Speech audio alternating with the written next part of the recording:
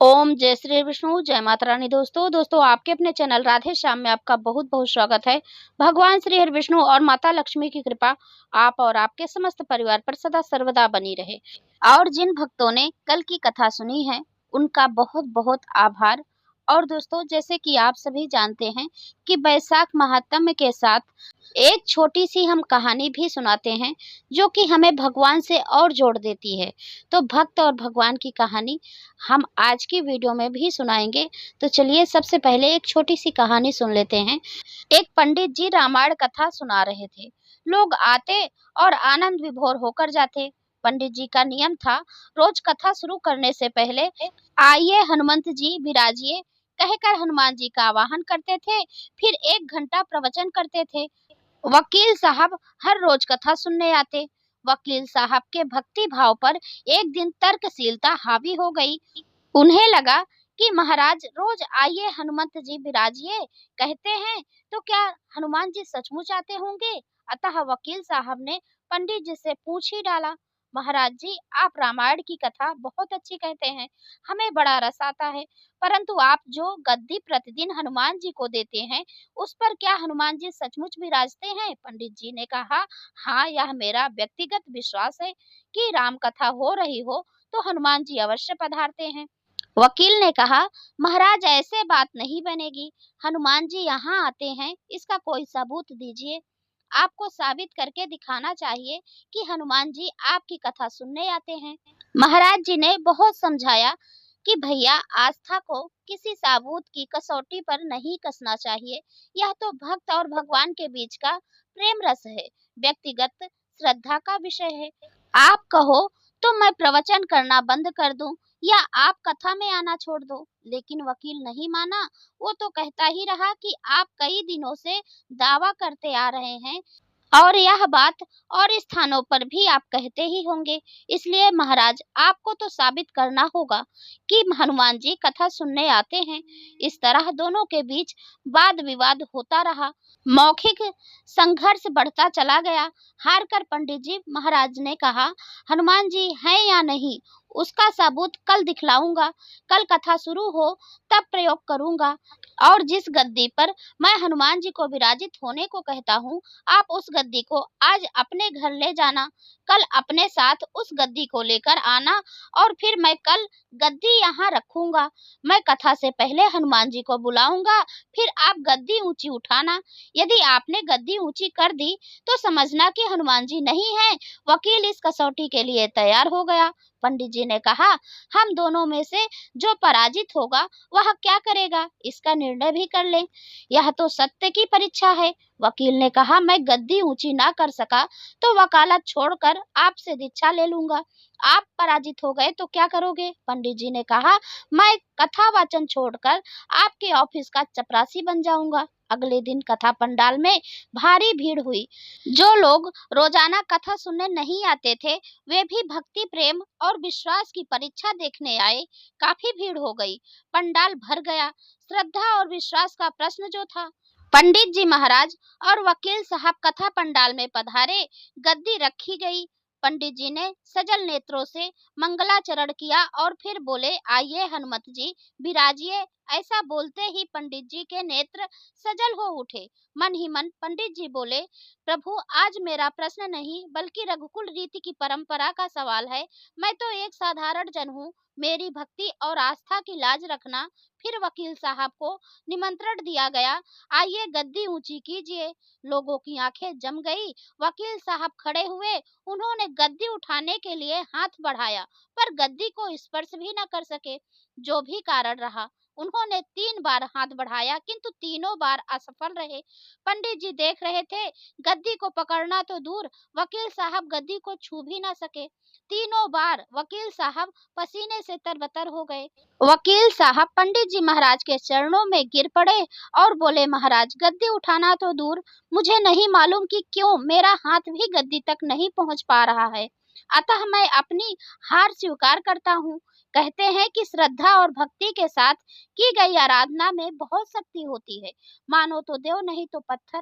प्रभु की मूर्ति तो पाषाण की ही होती है, यानी पत्थर की ही होती है, लेकिन भक्ति के भाव से उसमें प्राण प्रतिष्ठा होती है, तो प्रभु विराजते हैं।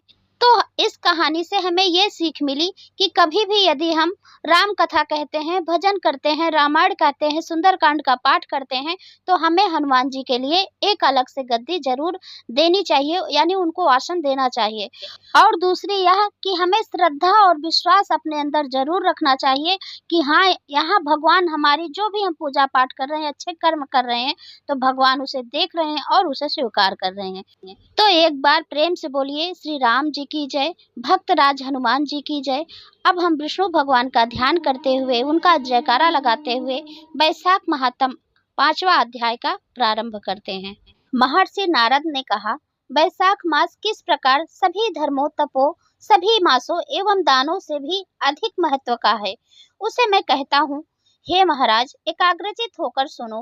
कल्प के अंत में देवों के राजा शेषनाग पर सोने वाले महाप्रभु विष्णु भगवान अपनी योग माया एवं विभूतियों से अपने विस्तृत अनेक रूपत्व को एक रूप में लाकर समस्त संसार को अपनी कोख में रखकर प्रलय समुद्र में सो गए।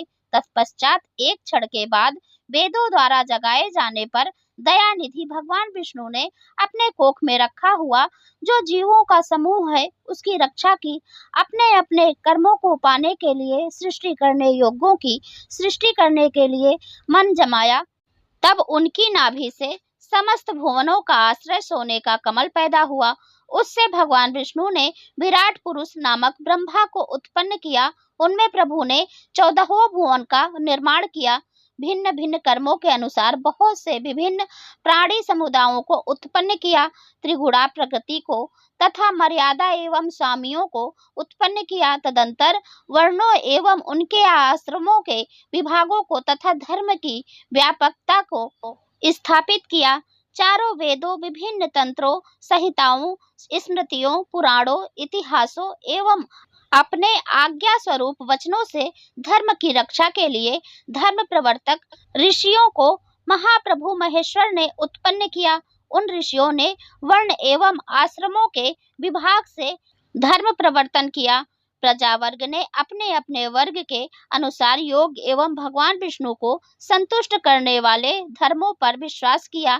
सदा सबके हृदय में रहने वाले अविनाशी महाप्रभु परमेश्वर उन प्रवर्तित धर्मों एवं स्वाश्रय भूत प्रजाओं को देखने के लिए एवं भय दिखलाने के लिए परीक्षा की दृष्टि से प्रत्यक्ष रूप में साक्षात आकर यह चिंता करने लगे कि वह कौन सा समय है जबकि प्रजा हितकारी समस्त धर्मों को करती है।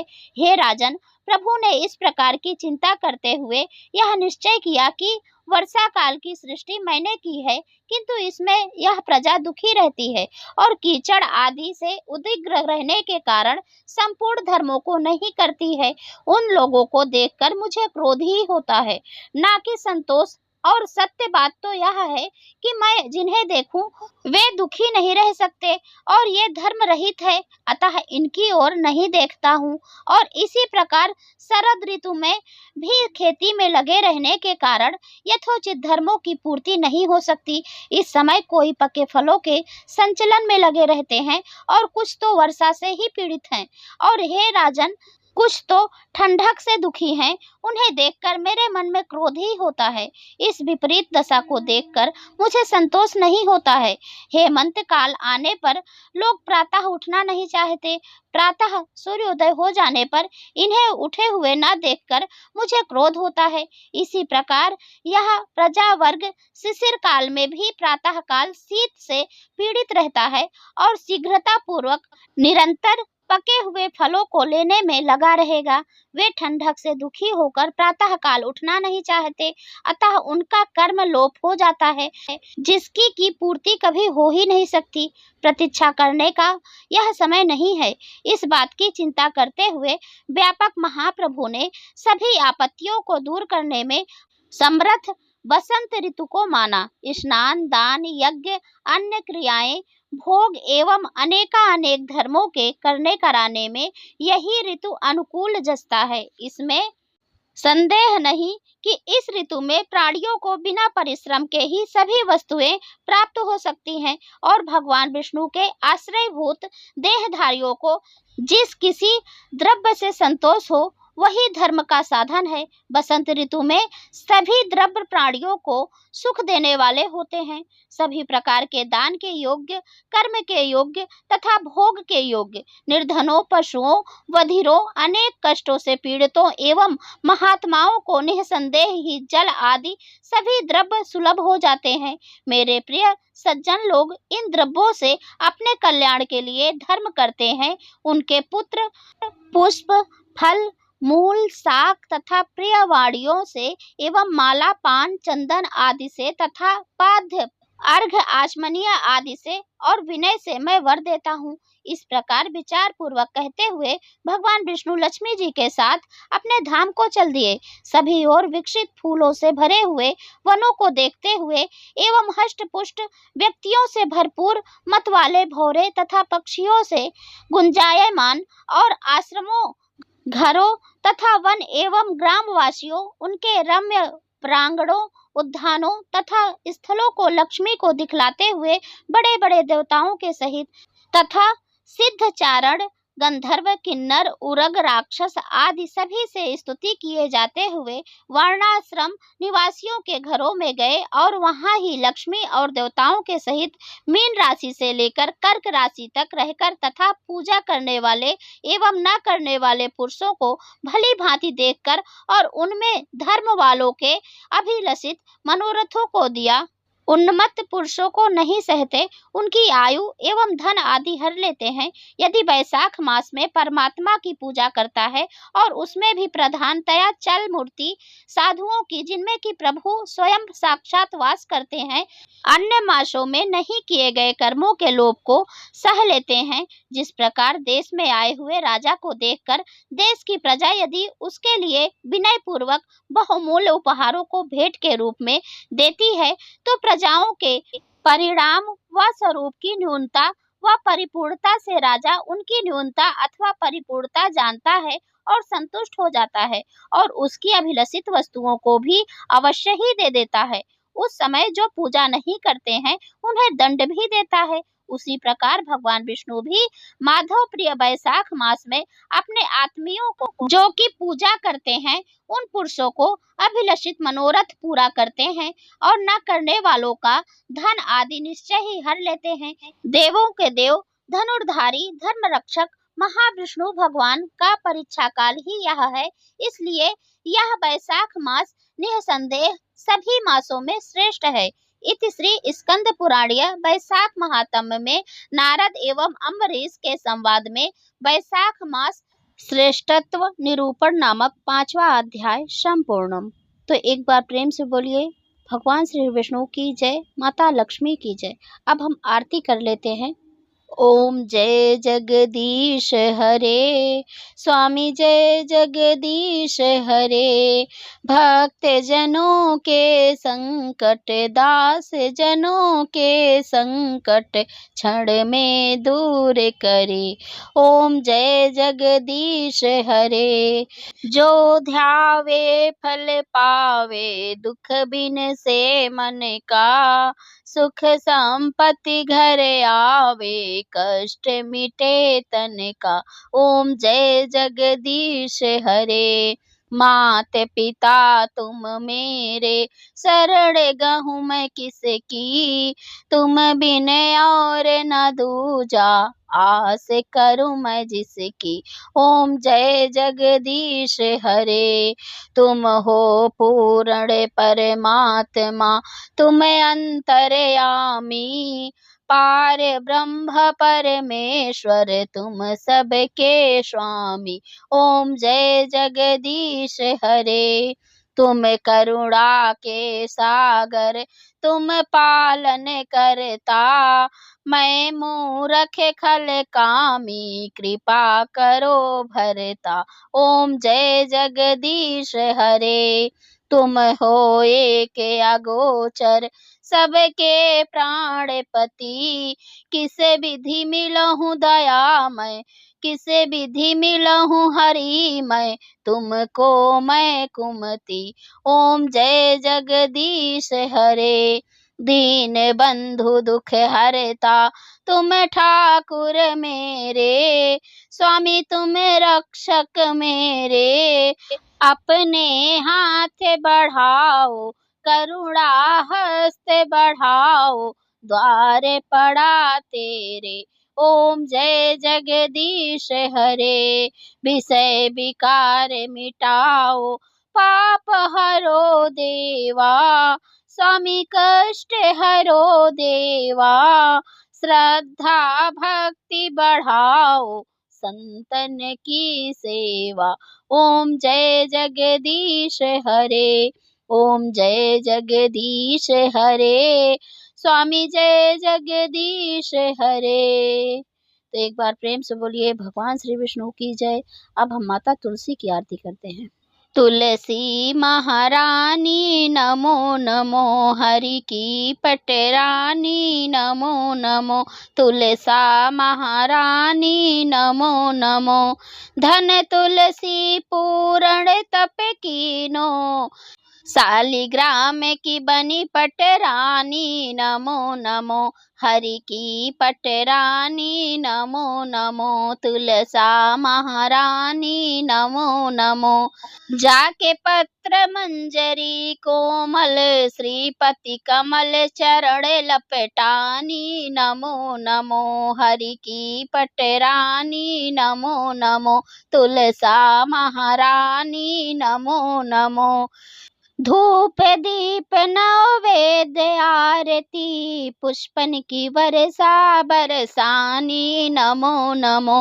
हरि की पटरानी नमो नमो, तुलसा महारानी नमो नमो। 56 भोग 3600 व्यंजन, बिन तुलसी हरि एक न मानी नमो नमो। तुलसी महारानी नमो नमो, हरि की पटरानी नमो नमो। सभी सखी मैया तेरो यश गावे, भक्ति दान दी जय महारानी नमो नमो। हरि की पटरानी नमो नमो, तुलसा महारानी नमो नमो। हरि की पटरानी नमो नमो। एक बार प्रेम से बोलिए माता तुलसी की जय, भगवान श्री हरि विष्णु की जय, माता लक्ष्मी की जय। तो दोस्तों, ये थी आज की कथा व कहानी और आरती। यदि आपको आज की वीडियो अच्छी लगी हो तो लाइक कीजिए, शेयर कीजिए और चैनल को भी सब्सक्राइब जरूर कर लें।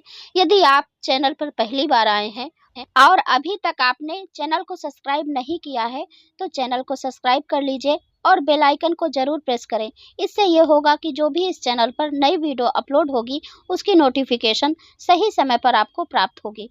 और दोस्तों, लाइक कमेंट करना बिल्कुल भी मत भूलिए, क्योंकि यही एकमात्र जरिया होता है जिससे मुझे पता चलता है कि आप लोगों को इस तरह की वीडियो अच्छी लगती हैं। तो यदि वीडियो अच्छी लगे तो लाइक करके एक बार कमेंट बॉक्स में जय श्री हरि विष्णु जरूर लिखिएगा। अब मैं मिलती हूँ अगले वीडियो में, तब तक के लिए नमस्कार और वीडियो देखने के लिए बहुत बहुत धन्यवाद। राधे राधे।